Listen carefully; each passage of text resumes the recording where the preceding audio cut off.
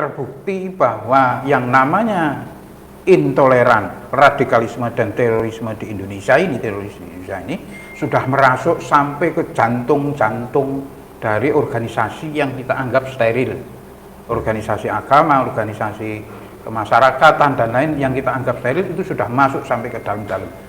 Nah, bahkan di sekolah-sekolah pun itu sudah, kalau kita dapetin anak-anak SD yang tidak mau hormat, anak-anak SD yang masih pegang bendera hitam, itu sekarang sudah banyak, bisa kita dapetin banyak lah.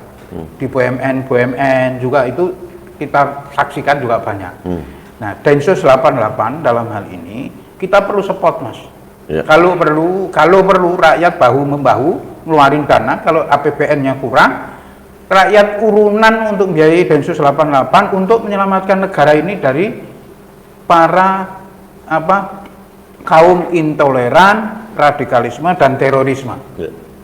Kenapa saya bilang begitu? Kita ini hidup, selalu saya katakan dari dulu begini terus. Hidup ini belajarlah dari sejarah. Di Mesir yang namanya Ikhwanul Muslimin waktu itu dipimpin awalnya oleh Hasanul Banna, terus terakhir Yusuf Qaradawi, terus yang terakhir ini Mursi.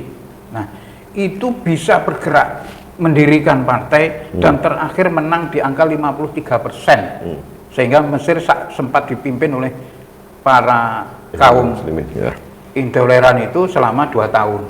Setelah itu diambil alih oleh pemerintah karena memang terbukti 2 tahun itu tidak ada pembangunan. Yang terjadi apa? Bingung, ribut karepe dhewe. Ya. Karena paham takfiri yang merasuk di orang-orang yang menamakan dirinya yang intoleran dan radikal ini kan ciri khas dari mereka ini. Itu tidak akan pernah cocok dengan siapapun. Begitu dia memerintah, dia bingung. Sopo sing arep dadi pimpinan? Iki salah, kamu salah, kamu sesat, ini sesat. Akhirnya muter aja di situ, nggak akan bangun. Nah, apa yang terjadi? Prediksi saya, kalau itu terjadi di Indonesia, misalnya, saya selalu bicara 2024, kalau kita tidak antisipasi, kalau Densus 88 ini terlambat, apa yang terjadi? 2024 mereka sempat berkuasa, menang. Saya pastikan kalau kita lengah mereka menang. Nah, kalau mereka menang apa? Mereka tidak akan berpikir bangun, wis percayalah. Mas, oke.